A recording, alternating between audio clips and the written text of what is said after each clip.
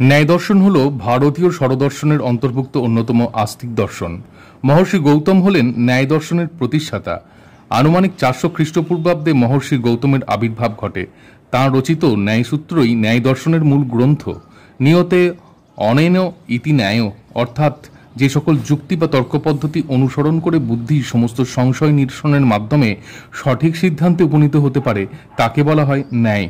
কাজেই ন্যায় মানে যুক্তি বা তর্ক পদ্ধতি। যে দর্শনে এই ন্যায় বা যুক্তি পদ্ধতির বিস্তারিত আলোচনা আছে তার নাম ন্যায় দর্শন। এখন আমরা মহর্ষি গৌতম সম্পর্কে জানব।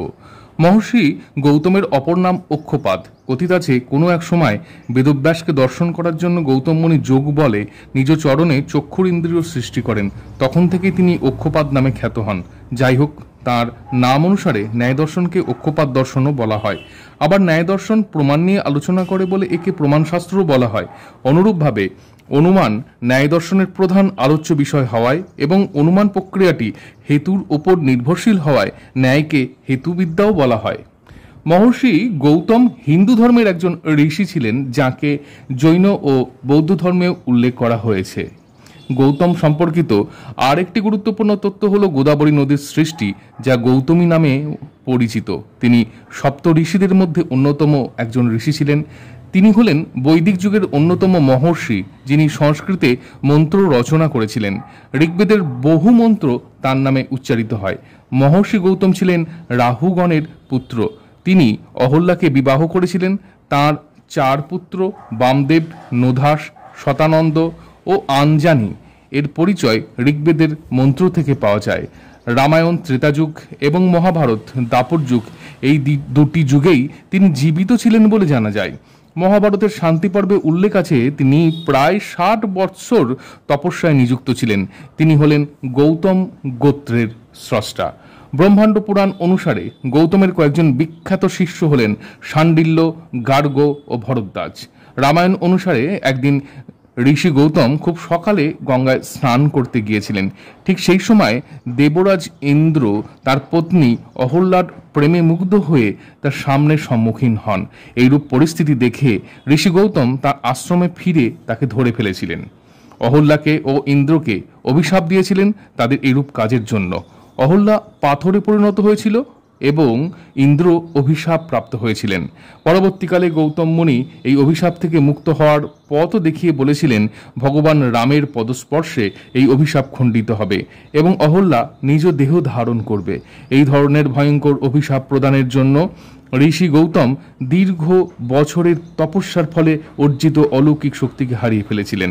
তার এই অলৌকিক ক্ষমতা পুনরুদ্ধারের জন্য তিনি তার আশ্রম ত্যাগ করে হিমালয় চলে গেছিলেন।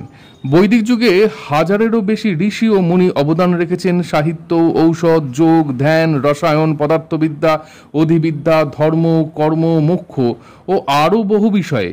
শতপথ ব্রহ্ম, বৃহদারণ্যক উপনিষদ এবং কৃষ্ণ যজুর্বেদ অনুসারে গৌতম ছিলেন সপ্ত ঋষির অন্যতম একজন ঋষি। বিভিন্ন কর্তব্য পালনের জন্য তিনি সংস্কৃতে বহু মন্ত্র ও সূত্রের সৃষ্টি করেছিলেন। এজন্য গৌতম মুনিকে মন্ত্রদ্রষ্টাও বলা হতো। মহর্ষি গৌতম ছিলেন দীর্ঘতম রাহুগুণা মুনির পুত্র, যিনি মহর্ষি অঙ্গিরাসার বংশধর ছিলেন। আর মহর্ষি অঙ্গিরাসা ছিলেন ব্রহ্মার মানসপুত্র। মহর্ষি গৌতম বিশ্বব্রহ্মাণ্ডের সবচেয়ে সুন্দরী নারী অহল্যাকে বিবাহ করেছিলেন। অহল্যা ছিলেন একমাত্র নারী যিনি কোনো মহিলার গর্ভ থেকে জন্মগ্রহণ করেননি। পুরাণ মতে ভগবান ব্রহ্মা নিজে এই বিশ্বের সবচেয়ে সুন্দরী নারী রূপে তাকে সৃষ্টি করেছিলেন। পাশাপাশি তিনি পঞ্চকন্যার অন্তর্ভুক্ত ছিলেন। মহর্ষি গৌতম ধর্মসূত্র ও ন্যায়সূত্র গ্রন্থ রচনা করেছিলেন। স্কন্ধ পুরাণ মতে অহল্যাপতি গৌতম মুনির নামান্তর অক্ষপাদ। মহর্ষি গৌতমের শিষ্য কৃষ্ণদ্বৈপায়ন ব্যাস একসময় গৌতমের মতের নিন্দা করায় মুনি ক্ষুব্ধ হয়ে প্রতিজ্ঞা করেন যে আর এই চক্ষুর দ্বারা উহার মুখ দর্শন করিব না। বেদব্যাসও গুরু গৌতমের ক্রোধ বার্তা পেয়ে শীঘ্র তাঁর কাছে গিয়ে তাহার পদপাদ্যে পতিত হয়ে বলেন যে আমি কুতর্কের নিন্দা করেছি, আপনাকে নয়। তখন গৌতম মুনি প্রসন্ন হয়ে পূর্ব প্রতিজ্ঞা স্মরণ করে নিজ চরণে চক্ষু সৃষ্টি করে তার দ্বারা বেদব্যাসকে দর্শন করেন। তখন বেদব্যাস অক্ষপাদ নাম উল্লেখ করে তার স্তুতি করায় তিনি তখন থেকে অক্ষপাদ নামে অভিহিত হন।